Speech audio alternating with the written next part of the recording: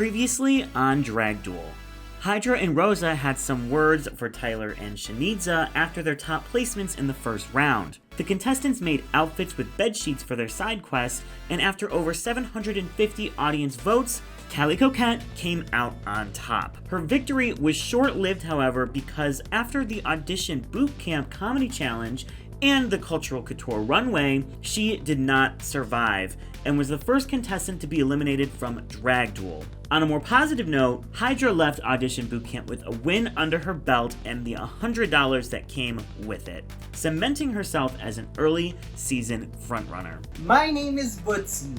I'm Derek. And my name is ZELDAVOX, and welcome to Drag Duel. Your favorite new online drag competition.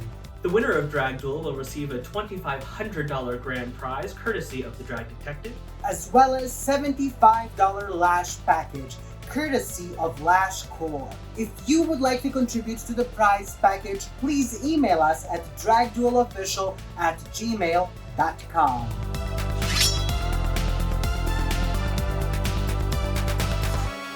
Our drag warriors have been judged by the judges, the audience, and by each other. And now that the first elimination is out of the way, things are shifting. After a week-long break, we let the contestants settle down and deal with the influx of hate that was unfortunately coming their way. And now everybody is in a much better place. So let's check in to our contestants.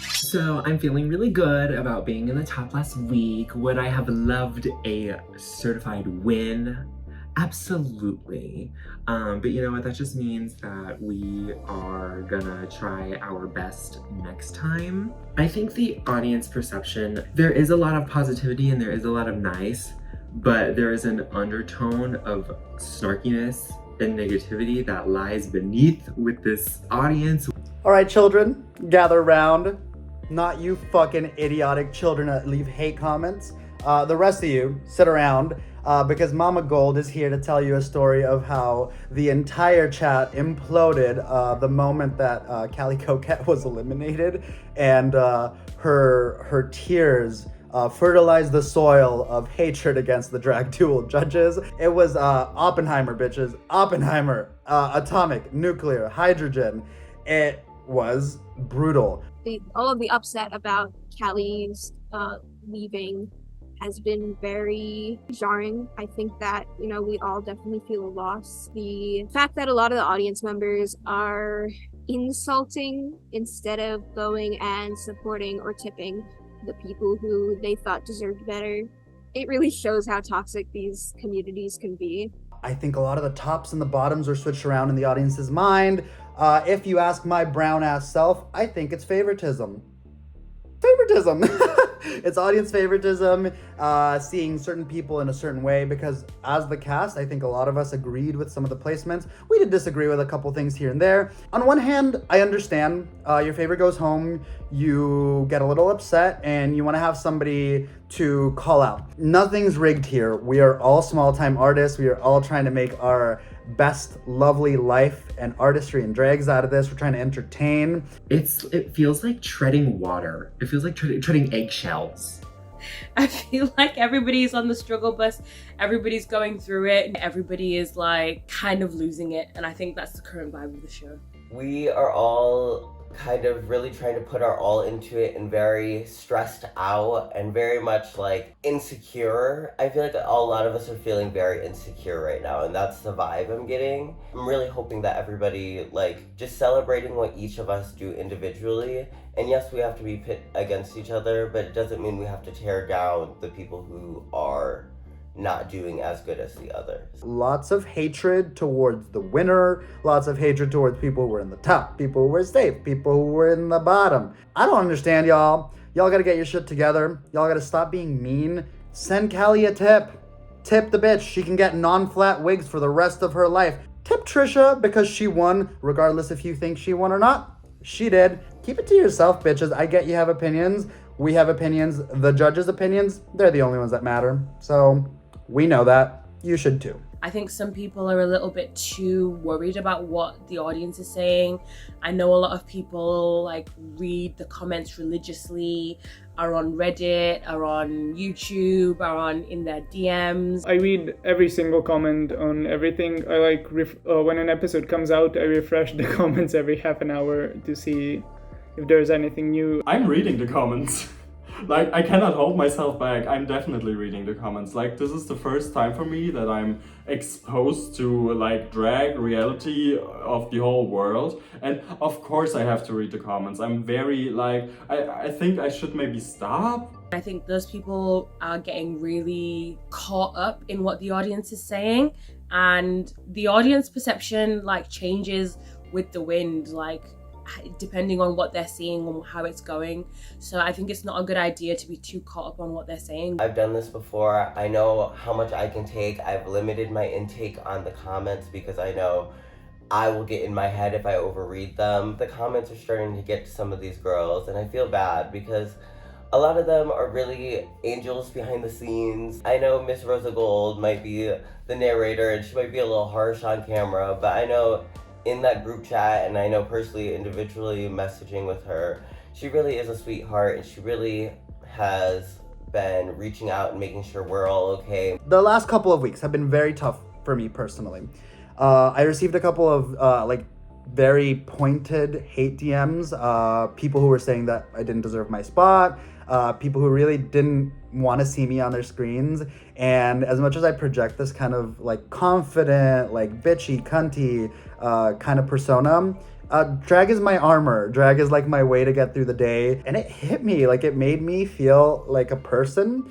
And a lot of the times I don't want my drag to feel like a person. A lot of the times I want my drag to feel like a goddess. I want my drag to feel like it's better than that.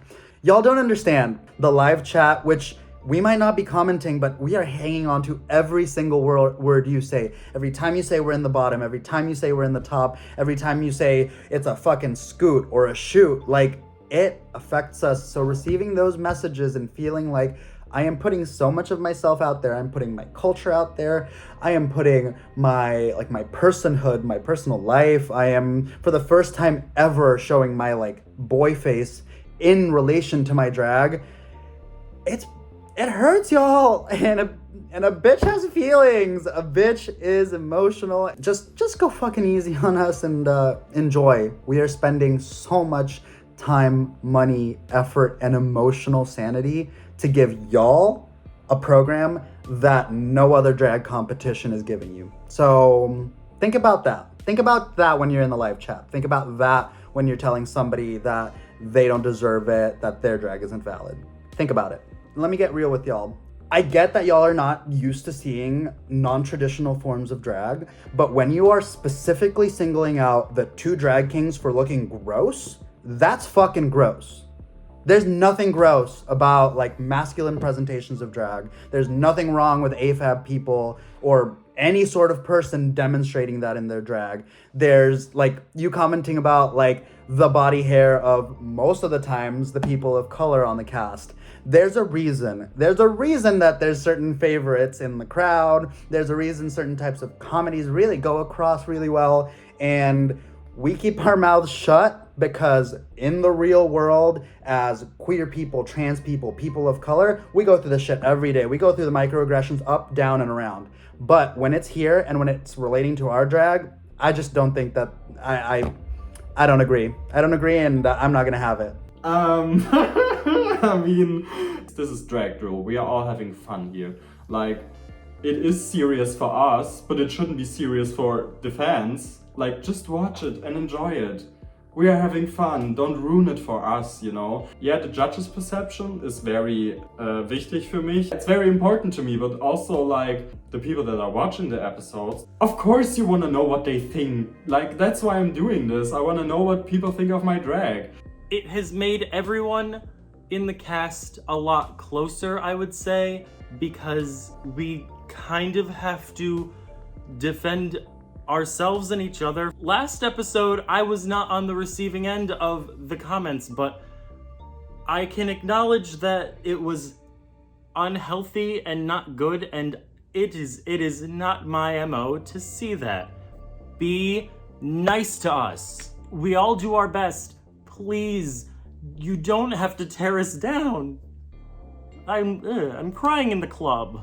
I am hoping that the group becomes like a little more cohesive and that we can chat to each other more and sort of support each other more through this, because I know it's a competition, but I really came into this wanting community. Episode 2 was a wild ride for me. I thought, when I submitted a video, I thought I did great. And then I saw all the other videos and I realized I'm way too stuck in myself. I think I have to come out of my shell way more. And this is actually kind of hard for me, because when I started the season, I didn't expect that I have to get into myself so deeply and like think about everything so hard. But I wasn't prepared for that actually. And now I realize I have problems coming out of my shell, especially with this week, with round 3. I want to change that. I was feeling a little bit worried and a little bit shaken. I felt like I was a little bit misunderstood, I would say, and I felt like in this competition, maybe is not the place for me to be. My runway wasn't really perceived how I thought it would be perceived. I really connected with my runway and I really felt it represented my culture in a way that I didn't find anything else that did. And as a performer who doesn't have like years and years of drag experience behind me, as a performer who doesn't have sewing skills behind me, all I can rely on is what I can buy and what I can put together. So it like kind of hurt to feel like my effort that I'd put through wasn't read at all. All right, let's talk about AliExpress Gate, or as some people call it, she needs a woman's closet. Oh, you're gonna keep all this in, aren't you? Let's lay out the ground rules. What was the issue? What had happened? What had happened to baby Shanidza is that for the first 2 weeks of the competition, she has almost exclusively used things that you can find on AliExpress. Here we are. As you can very clearly see, the diva does not have a problem with Amazon. The diva does not have a problem with AliExpress. What the diva does have a problem with is pulling things out of a box, being like, you know what? It fits, and bam, on camera it goes. But like I have a bunch of AliExpress costumes. I don't think they're like anything bad. I don't think Shanidza styles them well, and it being classist makes no sense because I know how much each of Shanidza's costumes cost. Like I have links for all of them, and my runways every week were cheaper than hers. So like the whole argument that like some people can't afford stuff, blah blah blah. I made my costumes and they were all cheaper than the AliExpress stuff that she wore. I don't want to read her because I love Shanidza, but that zebra outfit, baby, we've all seen her. Like, you know what I mean? And I think that if you're going to wear something that is like so exact from AliExpress, it could be altered a little bit and more customized. My entrance look was a $7 dress I got for free shipping. I looked at the dress and I said, I can add feathers, rhinestones, and I can add a mermaid flare at the bottom and make it something for me. And no one clocked me on the fact that it was a $7 Amazon dress. It's not about wearing things from one place or another. It's about owning your own personal style. It's just important to understand that everybody's at a different spot in their drag career, and not everybody has the ability to sew, or not everybody has the ability to spend money on designers. So if you can buy something and make it work, then do it. But I will say, I wouldn't just grab something out of the bag and put it straight on. I would, you know, maybe if you can't sew, learn how to tailor a little bit. You know, doing a little dart, I will personally teach you if you don't know, but that can do a wonder to an outfit. I think if something looks good, it looks good. Who cares where you got it from? Who cares if you made it yourself or not? Like, I understand that we're being judged against each other, and maybe if you've seen it on somebody else, you're not gonna like place it as highly, but I don't think that anybody should be read for wearing off the rack stuff or for wearing stuff that they purchased themselves. I don't think there's anything wrong with AliExpress. I don't think there's anything wrong with fast fashion, especially when you are comparing like somebody who's been in drag for 1 year and whose wardrobe is considerably smaller than somebody who's been doing drag for 8 years, who sews and can do their wardrobe a lot larger. I don't think it's classist necessarily, but I think there is an element of looking down on some people just because of like what they're able to produce, and I don't like that. I don't like that at all. I feel like it is narrowing down what drag can be.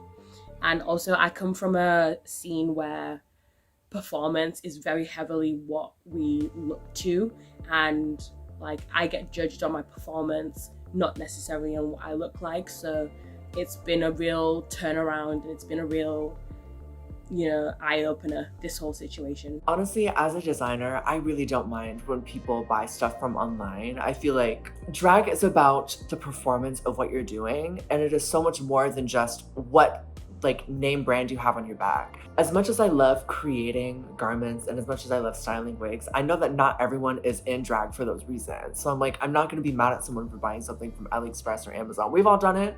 I have the Amazon red bodysuit stacked in my closet. I haven't worn it in years, but she's there in case I ever need her for a rainy day. It has obviously been a very tough couple of weeks for all of us involved, so we thought, why not do something that brings this cast together, and it's just a little bit of stupid fun. For this week's side quest, it is the Art Pop Ball, so we are going to be doing a Lady Gaga trivia game. In small groups, I'm going to be asking them Lady Gaga trivia questions, and whoever raises their paw up first will get the chance to answer the question. If they get it right, they get a point. If they get it wrong, somebody else gets a chance to answer. At the end of each game, whoever has the most points will move on to our next round, where our top 3 will then answer a question. And based on those answers, you will vote for who wins this side quest. Susan, do you think you're gonna do well at this? I was a little monster for the early Gaga career, but I fell off when Art Pop came out because I'm like, this sucks. Not in front of Derek. We have our first group of contestants, Susan, Shanidza Woman, and Tyler NOLL. And one of them will move on to the next round. Are you guys ready for your first question? Mm-hmm. No. What was the title of Lady Gaga's second collaborative album with Tony Bennett? Really, bitch? How am I supposed to know that? Susan. I'm gonna say Shaka Khan. Any other guesses? Shanidza, just name a random album. Go. Shanidza Woman. The Fame featuring Tony Bennett. Correct. No, I'm kidding, bitch. That wasn't right. Okay, so no one gets the point. This is starting off swimmingly. What year was Lady Gaga born? Oh, I know this one. Susan. It was the same year as Mr. Susan, and Mr. Susan was born in 1986. Correct. 1 point for Susan. I was gonna say 1764. I'm not gonna know a single answer. I actually knew that one. Okay, how many US #1 singles has Lady Gaga had? Shanidza Woman. None. Incorrect. Tyler NOLL. 483. Close, but incorrect. I'm gonna guess 4. Correct! 4 is the correct answer. I was so close! So our next question is, what was the name of the tour that supported her album Art Pop? Tyler NOLL. Art Pop tour? Was that not a good guess? Susan? I think I saw it when I was studying. Is it the Art Pop Eras Tour? No, it's not. Oh. Any other guesses? Shanidza. The Fame featuring Tony Bennett. This is okay.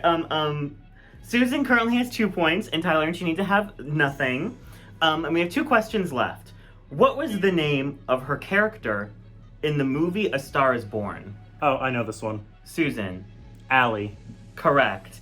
Susan is gonna win, but let's just ask the last one for shits and gigs. How many Grammys does Lady Gaga have? Tyler NOLL. 487. Deserves. If the question is how many does she deserve? Yes, correct. Susan. It was actually 487 and a half. Oh shit. I see. No, Susan, you won. You move on to the next round. Good luck. We're rooting for you, Susan. You shouldn't. I'm not that smart. What is everyone's favorite Gaga song? Or album? Let's do album. That is so album? easy. Let's do album. Everyone's favorite Gaga album. Or like favorite song from each album. Okay. Okay. What if we just list all the tracks in order? I can do that. Guys, okay, so what if we go one by one saying every lyric to each song?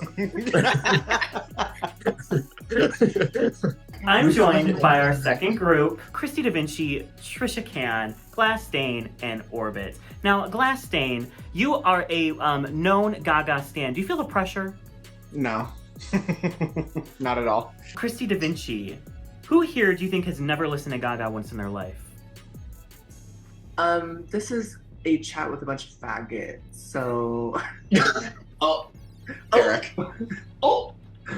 I think we're all listening. So I'm gonna ask the first question, and raise your hand with the paw if you think you know it. The first question is, in what city was Lady Gaga born? GlassStaine. New York City.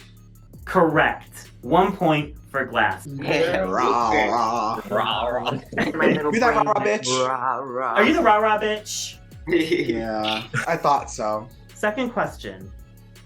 How many songs are featured in the GUY short film music video? GlassStaine. 4. Correct. For raising her hand. Girl. It's my internet. I swear I did it first. Next question. What position did Lady Gaga's single Telephone hit on the Billboard Hot 100? GlassStaine. Number 4. Incorrect. Fuck. Christi DaVinci. Was it number 2? Incorrect. Orbit. Number 3. Correct. 1 point Orbit, 2 points GlassStaine. Our fourth question is, what kind of business do Gaga's parents own? Christi DaVinci. A restaurant. Yes. What type of restaurant for an extra point? No, it won't be an extra point. Just An Italian restaurant. Yes. Correct. It's actually a German restaurant. May I chime in? Glass, yes. So technically that is her father's restaurant. Her mother does something else. May I steal? To her mother? And when it comes What to does her her mother mother? Your mama. Your mama. Her mother... Oh, I don't know if it might be a question. Never mind. Okay, well, if there's no contention. Her mother runs the Born This Way Foundation. Oh. Oh, okay. Well, yeah. Slay what you want to slay. And I will. The slay out. And I have been. Yeah. Yeah. That's not really good for me. Can we do like 3 legendary legend stars for the last one? Okay, our fifth question is, how many official singles were released off of Born This Way? GlassStaine. If it's including the new single, Bloody Mary, which wasn't released during its album cycle, then 6. 6 is correct. 3 points, GlassStaine. And our last question, who I don't think y'all can win, but we're gonna ask it anyway. How many world tours has Lady Gaga been on? Trisha Can. Oh, work. I'm gonna guess 5. No. Okay. Christi DaVinci. 6. No. Orbit. What was it? 4? Is it? Wait. 4. No. GlassStaine. What's the answer? 6. No. Somebody already said 6. Girl, Chrissy already said 6. I'm like, how is it more than? Is it more than 6? The correct answer is 7. Oh. The Cheek to Cheek tour. Oh God. So it did tour the world. So forgot about that one. GlassStaine, congratulations. You go to Canada once and suddenly you're a world artist. Yeah. Right. Congratulations, Glass. You will move on to the next round. Yay. So we have our next 4 competitors. We have Bobby Uranus, Hydra, Titanic Donovan, and Rosa Gold. Rosa, I have a question for you. Who do you think knows the most about Lady Gaga of this group? Oh, the German bitch for sure. Why is it always the Germans? Like, what are the first letter in all 4 of Lady Gaga's names? Hydra. S, A, G, names. No, LGSG. Yes? Say that again. LGSG. No. No? Okay. She has 4 names in her full name. What is the first letter of all 4 of those names? Titanic. A, B, C, D? No.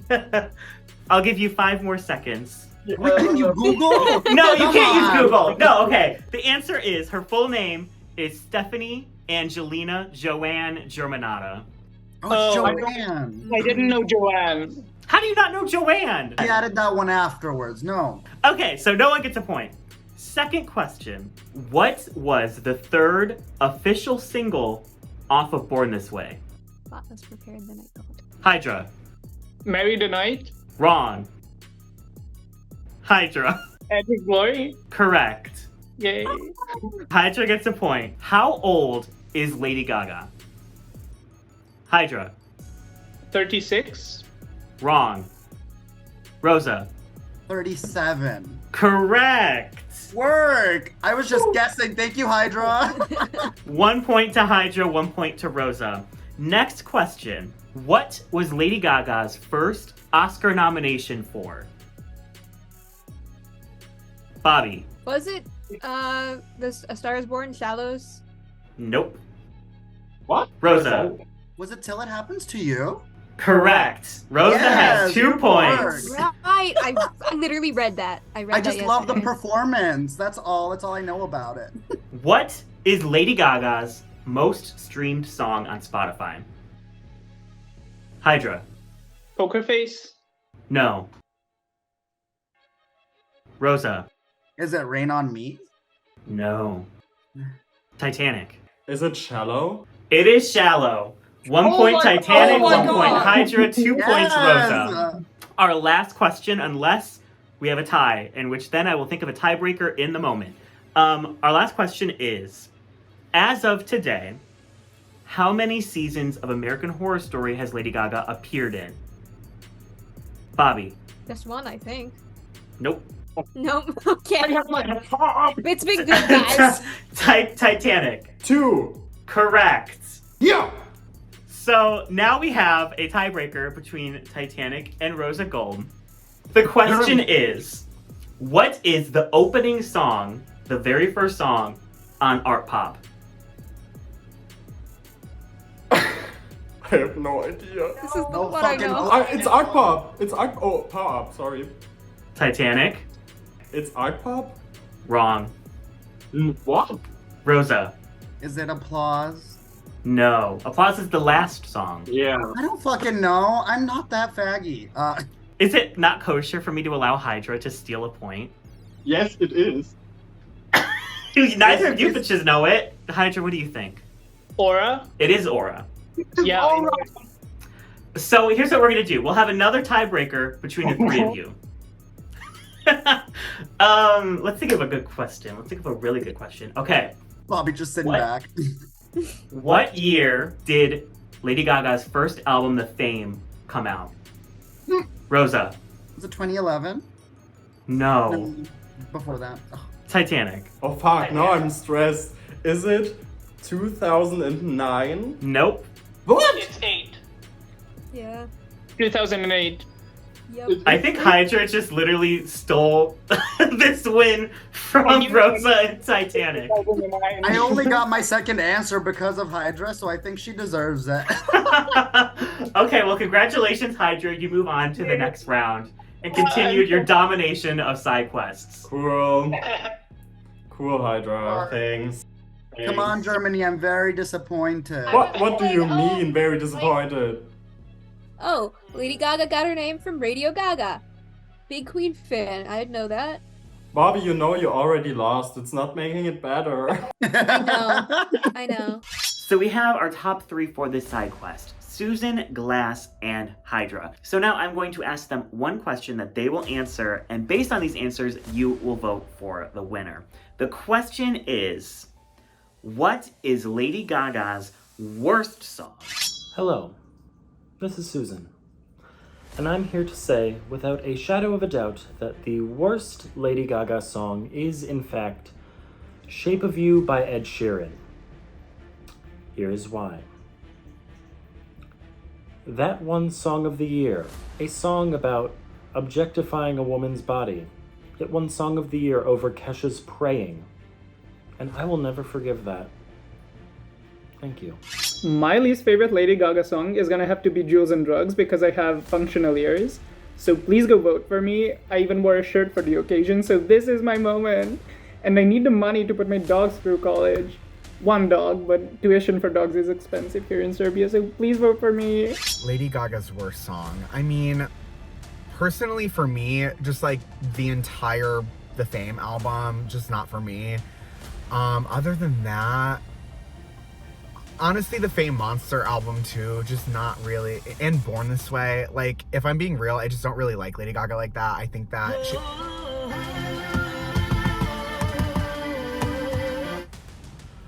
Guys, my car is crazy. I don't know how that, Now we want to hear from you. Yes, you, the viewer, the gay person watching this video.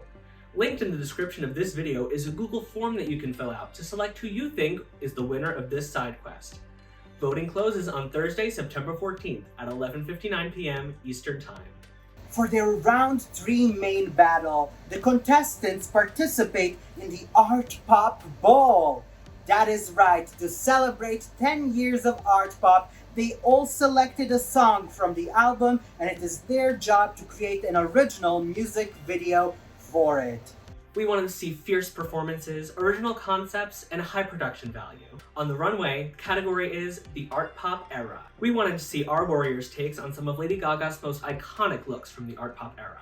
We asked them to hit that sweet spot between recreation and reimagination. In one of our hardest challenges of this entire season, there's a lot that goes into making a music video. So let's check in on all of our competitors and how they're doing getting all of their stuff together. So this week it is the Art Pop Ball, which means that we are all doing a song from Art Pop. We all submitted forms basically saying what our favorite songs were, what songs did we kind of know, what songs would we quit if you gave us, because trust us, nobody's doing Jewels and Drugs because that shit is terrible. These first 2 weeks have really done a blow to my ego, and it has very much made me in a not great headspace, and I honestly was really ready to just say give up and just be like, you know what, like I just don't even want to do this anymore, and I was really at a bad point mentally. But I will be honest, Gaga is literally like that is somebody who inspires me so much, and like her ability to take her trauma and her darkest moments and put it into her art. I'm grateful it was this week, because if we were not doing the Art Pop Ball, I don't know if I would still be here. And I really wanted to put all my feelings into this video that I'm making, and I really wanted to take how I felt and smash it in there and just, you know, be the superstar I know I am and get to feel that fantasy. But also I am happy because it really got me out of a bad headspace that I was in about my drag and about how I was feeling in this place in this competition. I think Art Pop is oh my god, I'm literally being a stan right now. This is so embarrassing. Okay, I think Art Pop was a very experimental and hard time in Gaga's career.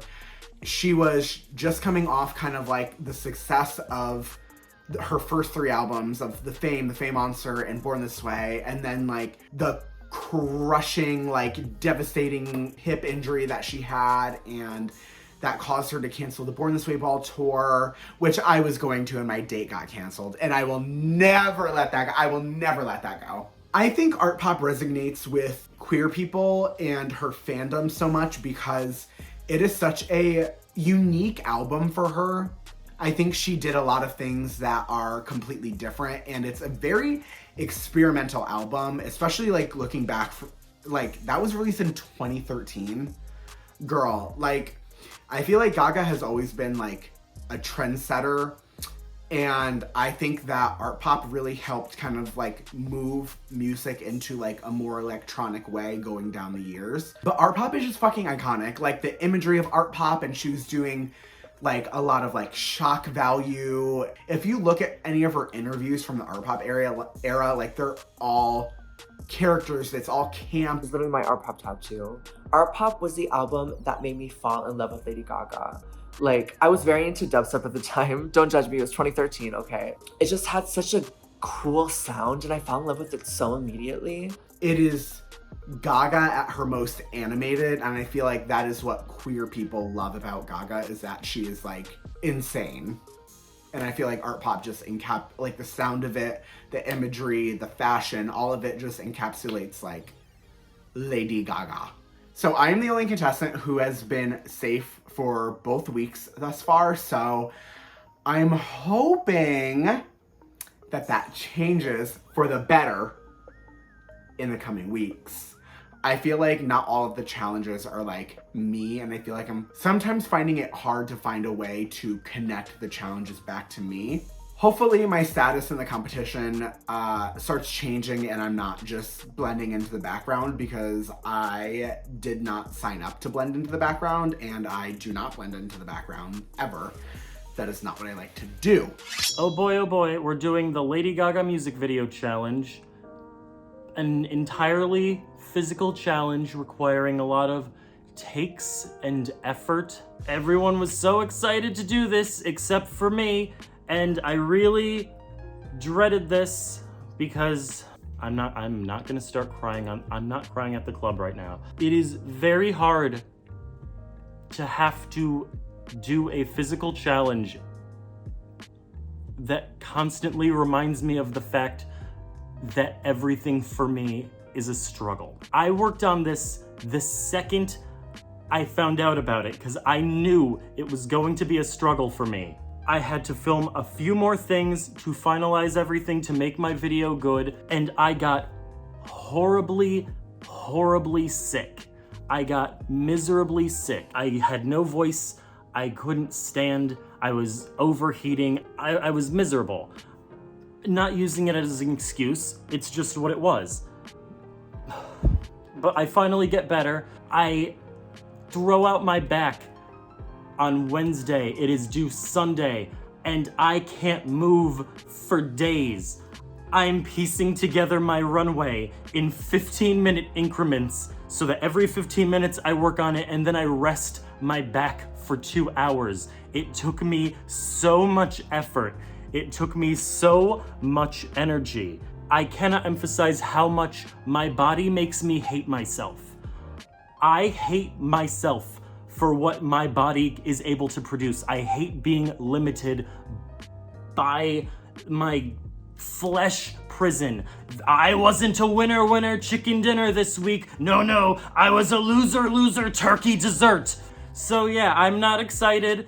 I'm not looking forward to I look forward to nothing. I dread the world. Knowing I have sorry, I just took a cough drop. Knowing I'm very sick still. It's probably bronchitis.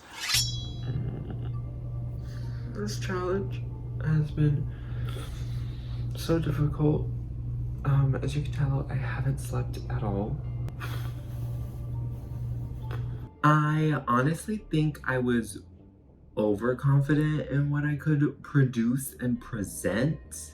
In my mind, I was like, oh, this is probably gonna be easier because it's like a set song and like this and the other. It turns out, no. I have nothing for my music video. Literally nothing at all. I bought a sunset lamp because I'm like, ooh, cool fucking lighting, as if that's gonna make a difference because I'm literally gonna be filming here. Like, so what I wanted to do was not necessarily what I was gonna do. Well, first, I did not want to be in my room. I wanted to go to my friend's house because her bedroom is fierce, and also she can film me. They never responded, so I'm like, okay, amazing, love that. And then just due to circumstance, it didn't turn out. I don't have sets and backdrops and lights and a green screen and and people to drive me somewhere and friends to film me in public place. Like, I don't fucking have that, and it's pissing me off because that's the level that's expected, and I can't meet that. I can't meet base level, so what can I do to do something serviceable? I've cried so many times over this challenge. I'm like on the verge of death. I think I'm gonna lay down for an eternal slumber. I'm so stressed. And it's not to make an excuse of like, I have nothing, so go easy on me. No, it's like, I have nothing, so what can I do to make it look like I have something? I don't want to be... I'm not crunchy. I don't know, I struggle with the problem of like, everyone else can do so much and I can't do anything. And it just like was really hard on me. I literally I have my crunchy ass room. I have my room, I have a blank wall, I have a bed, a sunset lamp, and a dream. Lately I'm just feeling like I'm not up to the standard that I want to be at and that I know that I'm capable of. Like, I don't know, I'm a great performer, I'm a great drag queen with style and a perspective, and I just don't feel like any of that is coming across, and I feel that the audience is awful to me, and I want to prove people wrong, but I'm trying to do that with limited resources, but I just feel like I'm giving them more material to discount me with. Holy shit, just days were going by and nothing was getting done. I fell out of control. I was like, I'm over it. I was in the middle of filming my music video, and I was like, I was doing it, and I realized like, this is so crunchy. What the fuck am I doing? I'm literally so shit at this, and it's awful, and I want to quit, and it's literally eating away at me. And so I literally just like, I cut it out of the video because obviously I'm not fucking using that, but literally like one part of the unedited clip is me sitting on my bed for 2 minutes talking to myself, which is so sad to watch. And then after that, I literally cried in my bed for like an hour. I don't know. I want to quit, if I'm being honest. I'm so much more than what's being produced, and I don't want to produce something to give people more ammo to like shoot at me. Cause y'all are fucking rude. Y'all are rude as hell. I want to quit to save myself from comments and messages and this, that, and the other. It is disgusting. I don't know at this point. I literally want to fucking quit. Like, oh my